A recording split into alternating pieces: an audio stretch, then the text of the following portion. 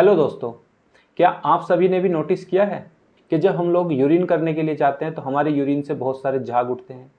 कई बार ये झाग बहुत ज़्यादा उठ रहे होते हैं, कई बार ये झाग कम होते हैं। कुछ लोग कंप्लेन भी करते हैं कि यदि हमारे यूरिन में कोई बहुत ज़्यादा झाग उठ रहे हैं तो उसका कारण कोई रीनल डिजीज़ हो सकती है, यानी कि कोई किडनी की बीमारी हो सकती है, गुर्दों की। और कई बार ये झाग नॉर्मल भी होते हैं।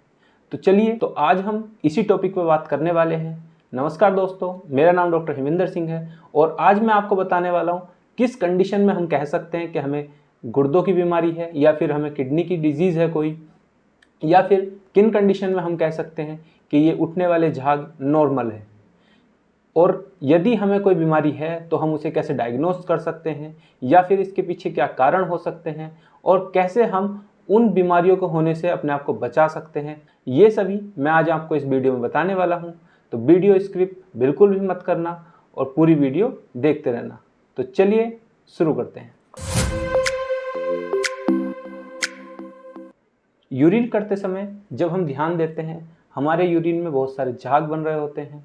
जैसे मैंने अभी पीछे बता रहा था कि कई बार बहुत ज़्यादा झाग बनते हैं। इनका कारण क्या हो सकता है? कई बार जो हमारे गुर्दे हैं उनमें कुछ कमियां आ जाती हैं, या कहिए उनको कुछ डिजीज़ हो जाती है जिसके कारण प्रोटीन का लॉस होने लगता है।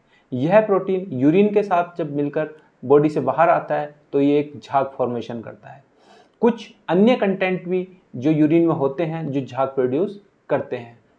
अब हम यदि हमारे यूरिन में झाग आ रहे हैं तो हम सभी कंडीशन में क्या ये मान लें कि हमारी रीनल डिजीज़ हो गई है हमको और जो है प्रोटीन लॉस होने लगा है? तो इसका जवाब नहीं है।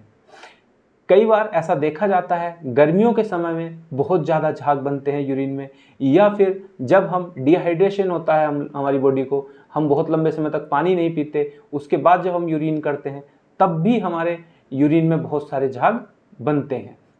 ये सभी झाग डिहाइड्रेशन की वजह से बनते हैं। गर्मी के समय में भी हमारी बॉडी में जब पानी की कमी हो जाती है तो यूरिन फॉर्मेशन कम होता है।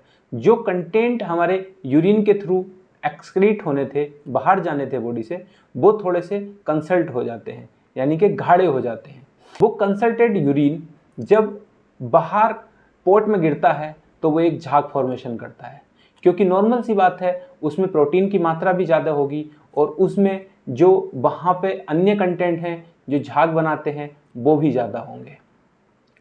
गर्मियों के दिनों में हमारी ओपीडी में बहुत सारे पेशेंट ऐसे देखे जाते हैं जो आकर हमसे शिकायत करते हैं कि डॉक्टर साहब, हमारे यूरिन में बहुत ज़्यादा झाग बन रहे हैं, कहीं हमें ऐसा तो नहीं कि हमें कोई यूरिन डिजीज़ हो गई हो। जब हम उन लोगों की जांचें कराते हैं तो उनमें से केवल 30% ही मरीज ऐसे होते हैं जिनकी यूरिन में कोई समस्या आती है या जिनको कोई डिजीज़ डायग्नोस्ड हो पाती है। बाकी सभी जो पेशेंट होते हैं जो इस तरह की कंप्लेन करते हैं वो नॉर्मली होते हैं, उनको कोई भी समस्या नहीं होती। एक ध्यान देने वाली बात और भी है, जब हम यूरिन करते हैं, कई बार हम यूरिन जो है किसी मॉल में कर रहे होते हैं, किसी ऐसी जगह पे जहाँ पे बहुत ज़्यादा सफाई हुई है, या फिर हमसे जस्ट पहले क्लीनर जो है क्लीन करके गया है। जब हम यूरिन करते हैं तो उस पानी में वो झाग वाली चीज़ें मिली हुई होती हैं, तब भी बहुत ज़्यादा झाग जो है यूरिन में उठते हैं और हम उसको देखकर कई बार घबरा जाते हैं। तो अगर ऐसा लगता है तो थोड़ा सा फ्लश करके देखिए, उसके बाद यूरिन करके देखिए, तब भी अगर झाग हो रहे हैं तो हमें सोचने वाली बात है। इसमें मैं एक लाइन और ऐड कर दूं, कई बार जब हम यूरिन करते हैं तो जो हमारे यूरिन में जो झाग बनते हैं, जो लेयर बनती है, वो यदि लेयर 3 लेयर तक यूरिन में झाग बन रहे हैं तो वो सामान्य बात है, नॉर्मल बात है। लेकिन अगर उससे ज़्यादा बन रहे हैं तो डेफिनेटली आपको अपने डॉक्टर से बात करनी चाहिए। अब इसके बाद बात कर लेते हैं कि रीनल डिजीज़ फिर किन कंडीशन में कहेंगे जो हमें रीनल डिजीज़ हो गई है। जब हमारा यूरिन में लगातार झाग आ रहे हैं और हम यूरिन टेस्ट कराते हैं तो उस यूरिन में हमें प्रोटीन की मात्रा यदि ज़्यादा पाई जाती है, उसमें एल्बुमिन ट्रैक हो रहा होता है, तब हम कह सकते हैं कि हमें रीनल डिजीज़ है। रीनल डिजीज़ के पीछे कारण क्या क्या हो सकते हैं?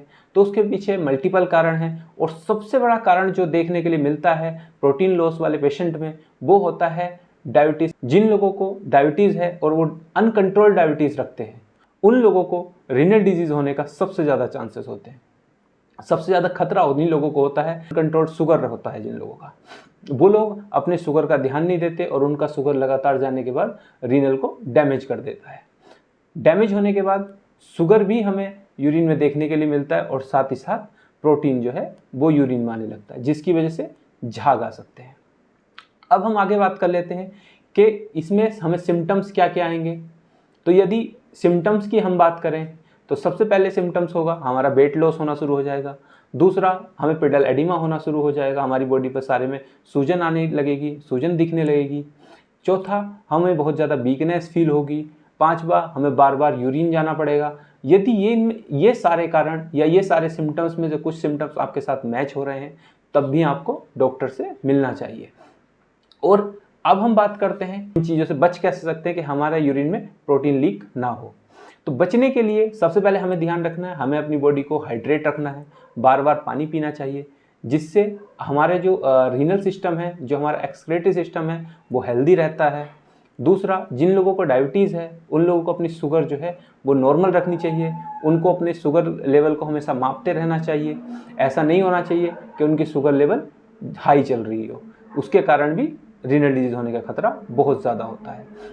यही छोटी छोटी सावधानियां यदि हम रखते हैं तो हम अपनी किडनियों को बड़ी बीमारियों से बचा सकते हैं।